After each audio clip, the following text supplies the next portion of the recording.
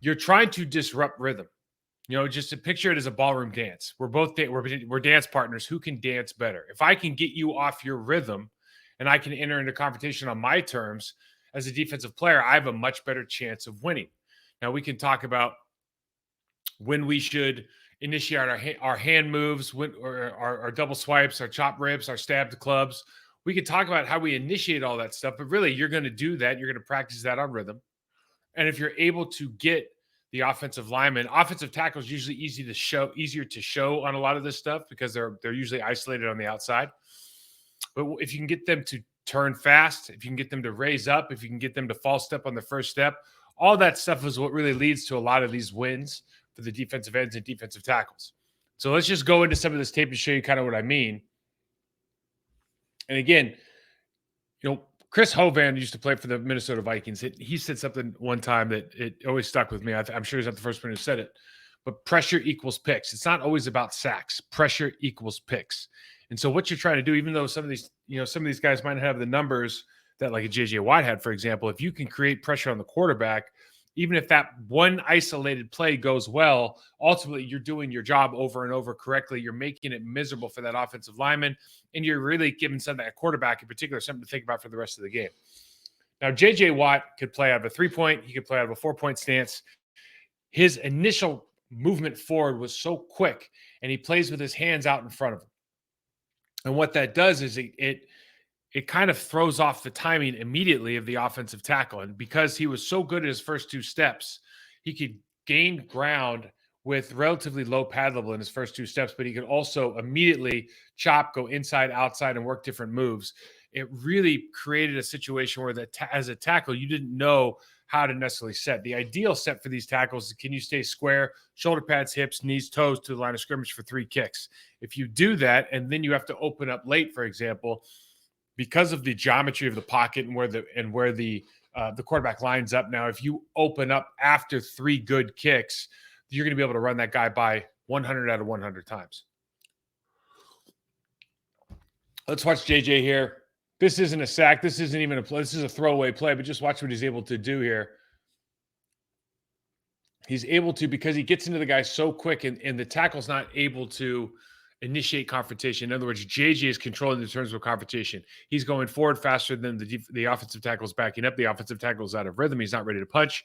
And so he gets turned to the side. JJ has a wide open rush lane now inside, because this tackle, we already know by watching film that he sets outside a little bit. So JJ is going to have that as long as he tries to set out and have that confrontation early. JJ is always going to have that inside lane if he does the double hand punch to swipe inside.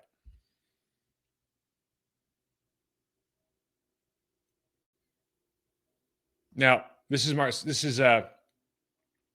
Whitney, his running mate back in the day. And what happens here, Whitney gets Whitney, right? Yeah, Whitney. He gets a spin inside on the left tackle here for the Jacksonville Jaguars. And really what's happening is, you hear a lot, Chuck Smith says this all the time, listen, you want to be able to smell their breath before you make your move. In other words, offensive linemen should be taught to keep everything at arm's length so you have more recovery time. When you get shoulder to chest, in the case of this spinning 3 technique, you are spinning a defensive end, you have no recovery space. So in other words, if the tackle had all the way out at arm's length and he spun, we can recover with our feet because we give ourselves that extra 2.5 feet of arm length. But if he's right on your chest when he spins, you're done for sure. So I'm saying that because if you're a coach and you see your offensive lineman, everybody's punching in here and they're doing all their drills with their hands inside tight here, you have to play with length, because length equals recovery space. It gives you distance to create separation and keep them off rhythm. And it also, for the defensive lineman and for the offensive lineman, it also gives you recovery space. So you don't have any recovery space here. You get that easy spin inside for the sack.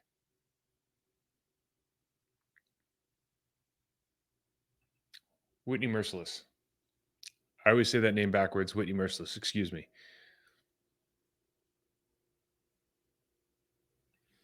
So now we'll go back here real quick. JJ Watt, and I had to pull this off the videotape or the TV copy. So JJ Watt starts up here, and Honestly, this tackle's done a good job. He's set back, and what he's done is he's forced JJ to go through him.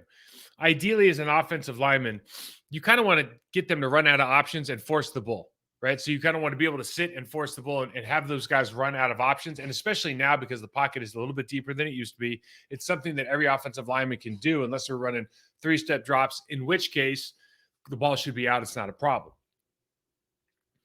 What JJ Watt does here, and this play ends up working out well for the Jaguars, but as a rule, what JJ Watt does here is instead of going over the top once you've engaged, he decides to directly press the pocket straight down where the quarterback should be, force him to escape outside, knowing the Bortles is not a great runner. Okay. And although this play ends up working out for a completion to his running back, this is what you want to do because you've destroyed that offensive lineman. You've pushed him right past where the quarterback's launch point is. You've told that quarterback essentially, hey, there's no safe place for you to be. You're going to have to scramble all the time. So you're going to always kind of have that clock in your head, which you would anyways with JJ Watt. So, and these scramble plays, especially with this quarterback, you're more comfortable with him being out of the pocket than you being in the pocket.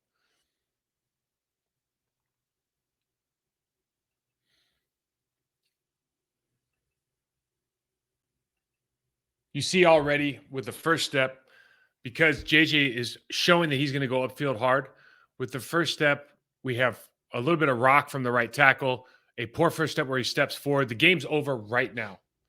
There's no way that a right tackle who steps forward can, standing almost, he's straight up and down, can block JJ Watt trying to speed rush. And JJ Watt, listen, he's at home.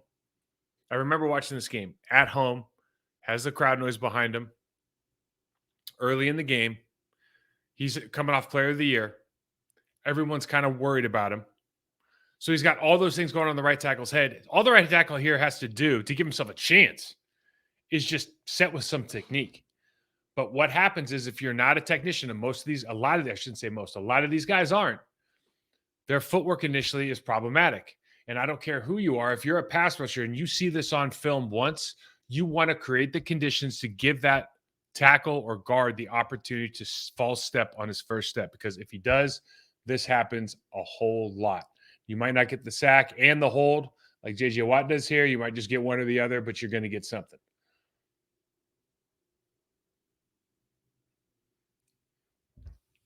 One thing about JJ that makes him so special, again, we talked second step, he can punch and extend. This is a running play, but because he can get upfield so fast and punch and extend, he's able to really control the terms of confrontation. That's what made him such a great player, is that every single snap, whether it was a run or a pass, front side or backside, just like Aaron Donald now, they're just so dangerous because really their initial footwork and their initial confrontation is better than everybody else's. And this is a point I really want to hammer home here is when you look at the best in the world, or the best of the basics of the sport, if you really want to be good, you have to be explosive and you have to be able to punch, extend, and read while on the go in those first two steps.